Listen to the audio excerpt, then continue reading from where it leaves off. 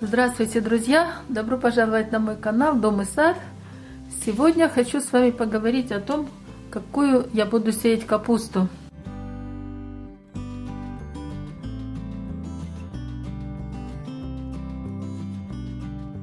В этом году открываю сезон и пора сеять семена капусты на рассаду. Я приготовила как ультраранние, так и средние ранние и поздние сорта. Есть у меня, конечно, и сорта, скажем так, редкие. Я имею в виду капусту брокколи и пекинку. Люблю я эти капусты и выращиваю их практически каждый год. Ну, начнем, пожалуй, с самых ранних сортов, что я приготовила. У меня тут довольно небольшой ассортимент. Значит, всем хорошо известный золотой гектар.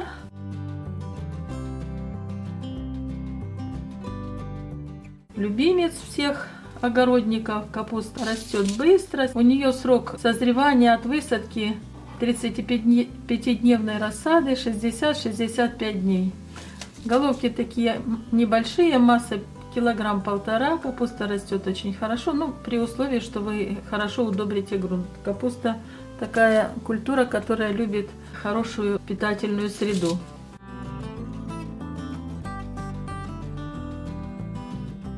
Я люблю эту капусточку, она такая нежная.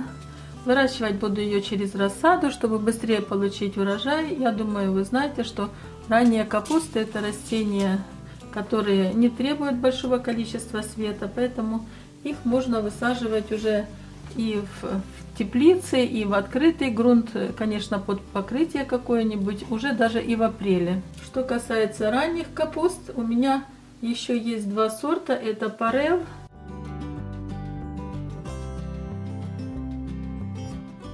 и Зарисима.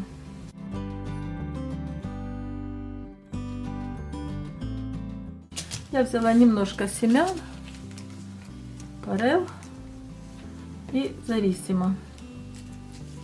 Два таких представителя сверхранней, ультраранней капусты. Парел — это ультраранний гибрид селекционной компании Беджо-Заден. 55 дней ей нужно для того, чтобы с рассады уже получить качан. Созревает она дружно, вес у нее примерно около 1,5 килограммов. Такая капусточка ультраранняя. А Зарисима — это гибрид компании Рикцван, голландской компании тоже. У нее вес примерно около 2 килограмм. Созревает она на 48-50 день, то есть даже немножко раньше, чем Парел. Вот эти три вида ранней капусты я буду сеять на рассаду буквально сейчас. Теперь, что я приготовила из тех специфических капуст.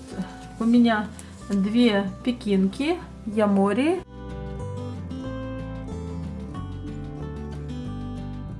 и билка.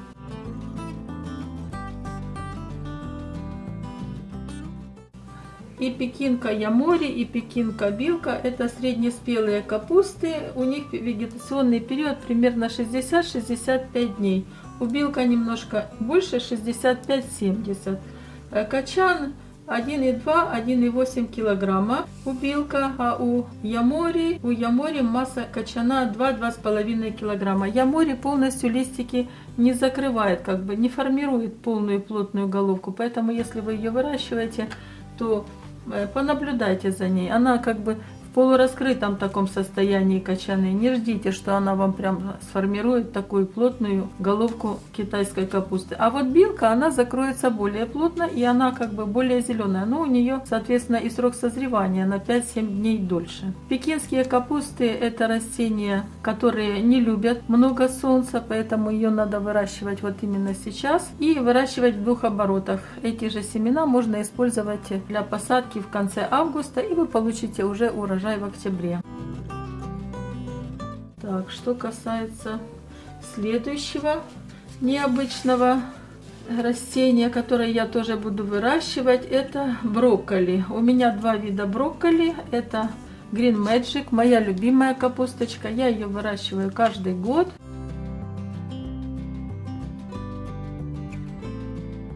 Это тоже гибрид Она ранняя, головки у нее крупные, красивые. Головки примерно по 500 грамм. Можно срезать и 2, и 3 раза. Селекционная компания Саката. Капуста очень вкусная, сладенькая. Ну и растет она практически все лето. Можете не вырывать корни, а продолжать срезать более мелкие головки уже из боковых пазух. Рекомендую. Очень хорошая капусточка из брокколи. И еще у меня есть эта капуста Монако.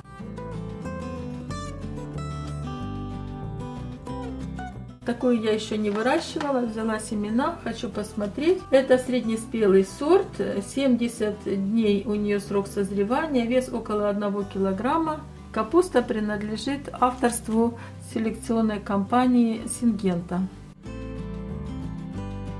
Так, следующие мои запасы это среднеспелая капуста. У меня тут Атрия.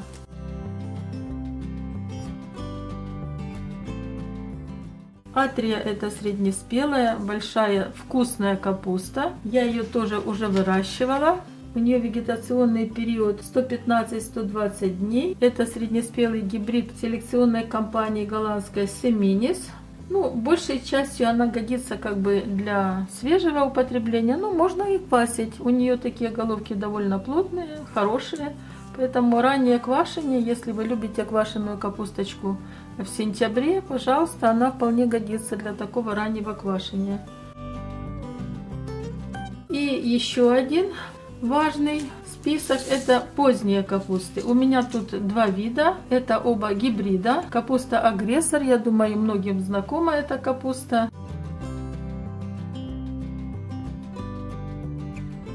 Я ее выращиваю каждый год. Капуста агрессор, она имеет такую жесткую, хорошую головку. Она хорошо хранится, хорошо подлежит квашению. Вкусная она такая. У нее период созревания 115-120 дней. Средний вес качана 3,5 килограммов. Ну и она хорошо хранится, хочу сказать. Я каждый год ее высаживаю. И качаны сохраняются у меня в теплице. В этом году я хранила буквально до сих пор. Они прям как свеженькие, как только что они срезаны. И еще одна капусточка, тоже очень хорошая. Тоже я ее проверяла и сеяла. Это капуста Бригадир французской компании Close.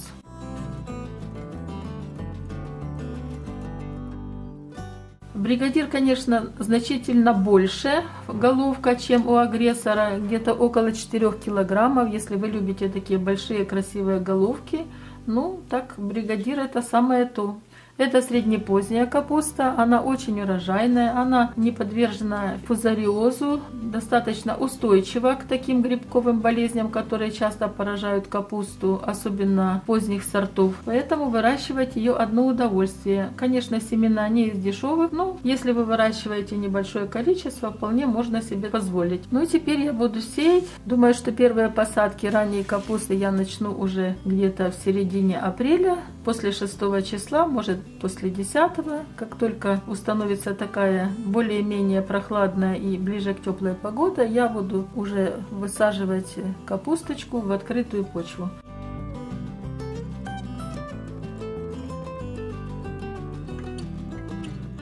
Со среднепоздней капустой я немножко подожду, я буду сеять ее где-то в начале апреля. Даже может быть в мае, посмотрю, как будет складываться погода. А брокколи, пекинку и раннюю капусточку буду высевать сейчас. Я приготовила кассеты. Кассеты небольшие, потому что уже места у меня мало для подсветки, поэтому начинаю сокращать объем кассет. Кассета 160, хотя нужна хотя бы 96, ну начнем со 160. Здесь 160 ячеек. Я уже разместила торф, наполнила торфом. Это верховой торф, он заправлен. Добавлен сюда агроперлит для разрыхления почвы. И сейчас небольшие углубления. Торф уже хорошо промочен. Небольшие углубления я буду выкладывать семена капусточки. Капусточка вот такая вот. Дробненькая, поэтому надо работать аккуратно, не забыть в какую ячейку положить. Затем я укрою пленочкой. После посева хорошо, конечно, полью. а потом укрою пленочкой, поставлю в теплое место. Капуста не нуждается в особо теплых условиях, можно даже поставить в теплице. И она, конечно, будет прорастать медленнее, но прорастет довольно быстро по сравнению с теплолюбивыми растениями. Все, в каждую луночку я положила семечку. Теперь я ее немножечко укрою. Еще раз напомню, что у меня тут верховой торф вместе с агроперлитом. Вот эти белые точки — это агроперлит. Для лучшей рыхлости и грунта, и для того, чтобы он не слеживался, когда я буду поливать. А поливать придется часто, потому что торф достаточно быстро сохнет. Поэтому поливать нужно очень часто.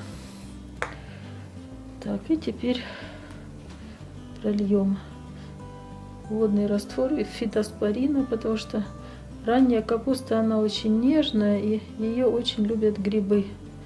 Поэтому, чтобы дать возможность, все-таки дать шанс этому детенышу выжить, обязательно надо обрабатывать почву от грибковых инфекций. Это может быть и привикур, и магникур.